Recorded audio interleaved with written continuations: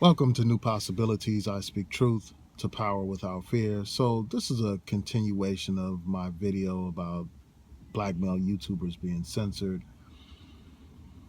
So, the thing that really troubled me about that list was the fact that it included three YouTubers on there. And these three YouTubers include Harvey Superboy, Tariq Nasheed, and the Black Authority.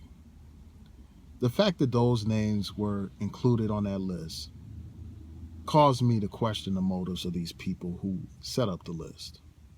Because those brothers, for the most part, they don't spend most of their time attacking black women.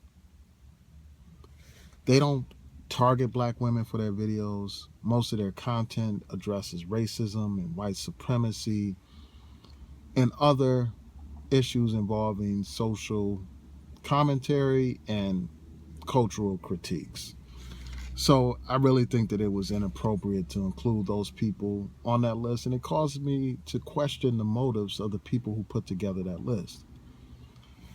And as I was saying before, like some of these people who have put together this list, who support this list, some of them are these women who simply hate black men. They hate black men. Um, so they have included these brothers who do not hate black women. And that just tells you the extent to which these people are reacting out of emotion. They are reacting without rooting their decision making in reason and logic. So, I just think that that's problematic. And somebody mentioned, well, it's simply that these brothers are casualties of war. They're casualties of a war started by their brethren, other black men. And I don't think that that's a justification.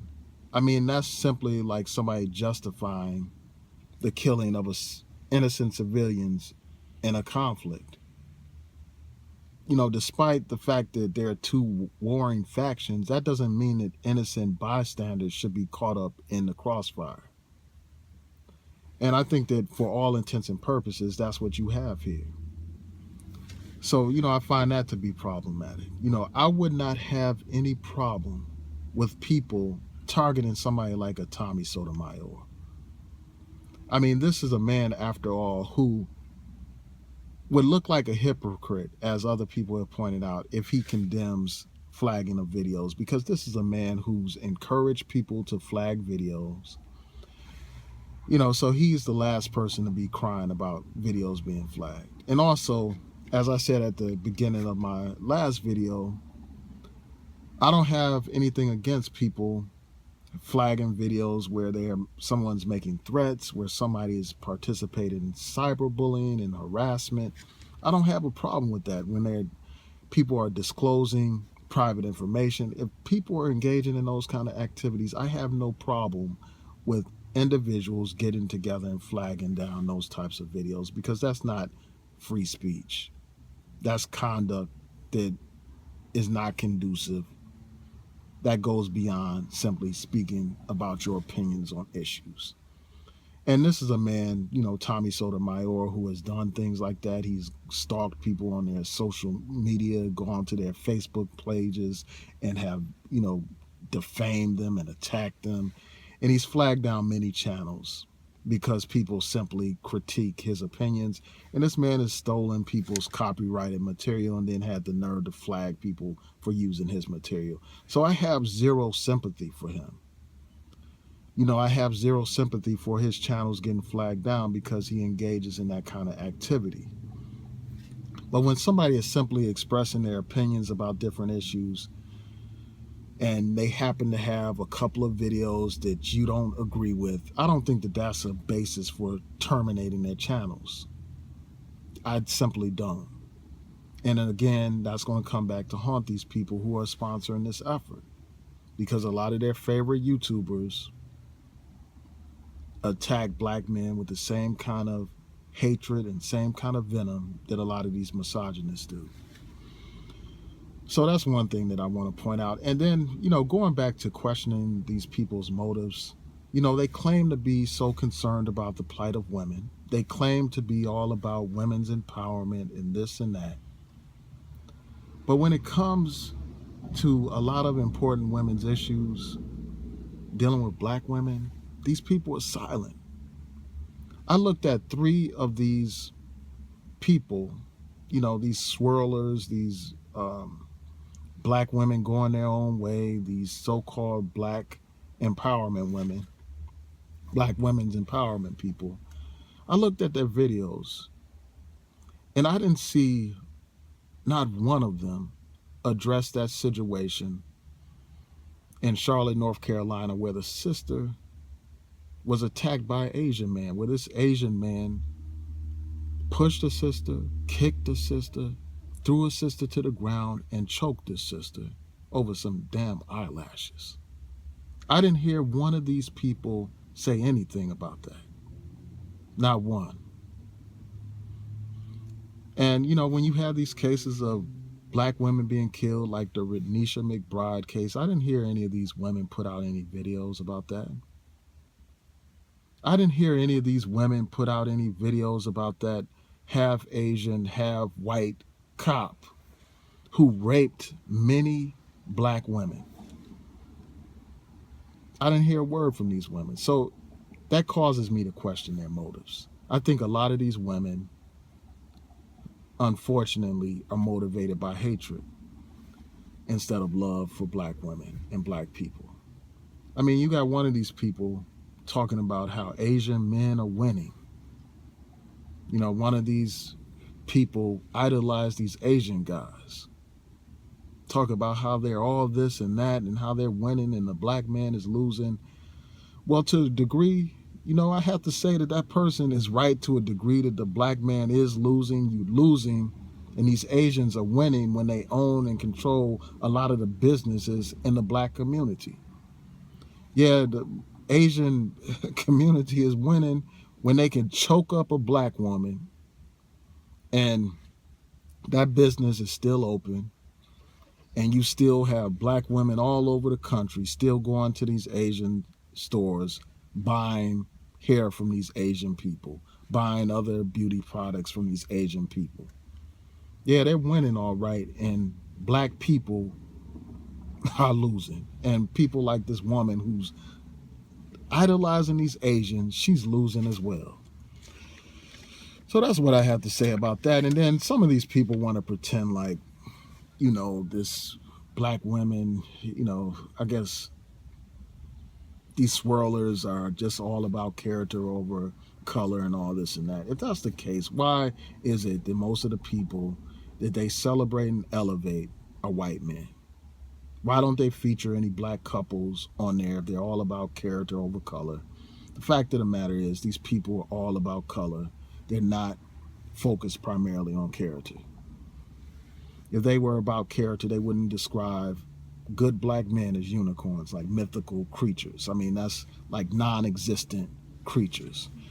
So, these people that want to defend these swirlers, and when I talk about swirlers, I'm not talking about somebody who's made an individual decision to date outside of their race or anything like that. I'm talking about these people who promote this myth and lie that white man is somehow more qualified or better or more suitable partner than a black man. That's what I'm talking about. So, yeah, that's my main thing. Like, going back to my main point, if they hadn't included those 3 YouTubers in particular, I probably wouldn't have even said anything about this. I probably wouldn't. Because some of those people on that list are despicable. I mean, some of those people on that list don't just express their opinions about black women.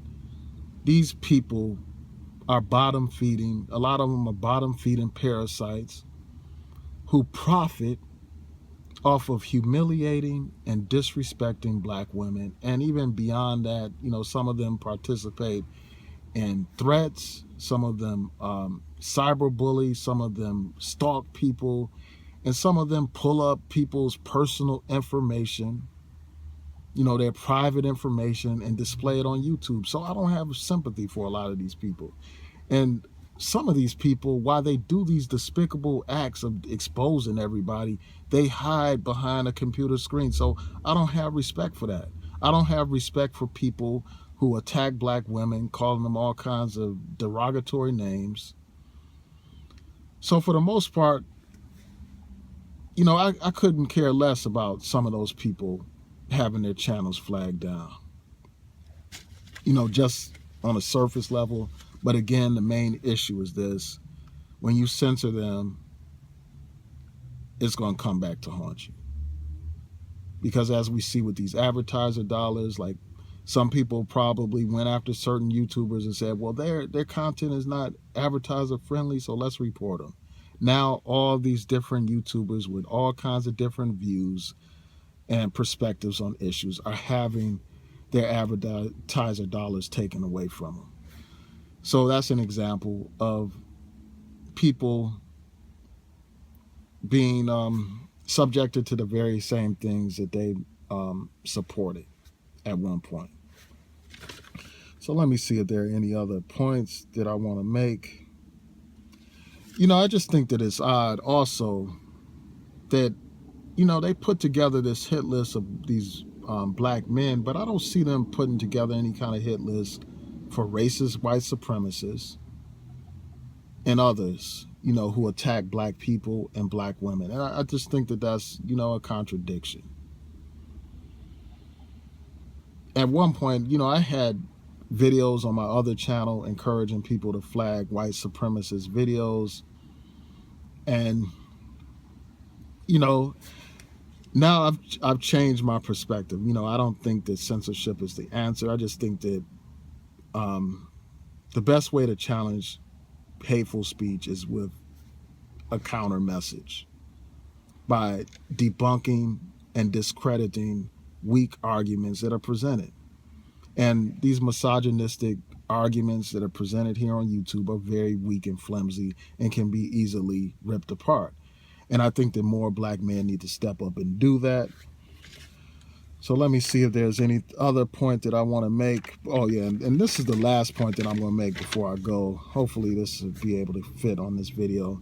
And that's this. I don't believe in, misogyny, as I said before, but I do think that people should have the right to express their views about relationships. They should have their right to express their views about women and dating and,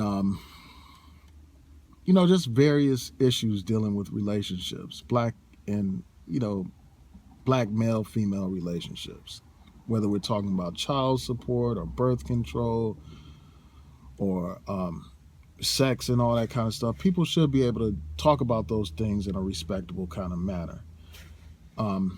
And I just think that no group of people should be beyond any kind of critique or any kind of analysis.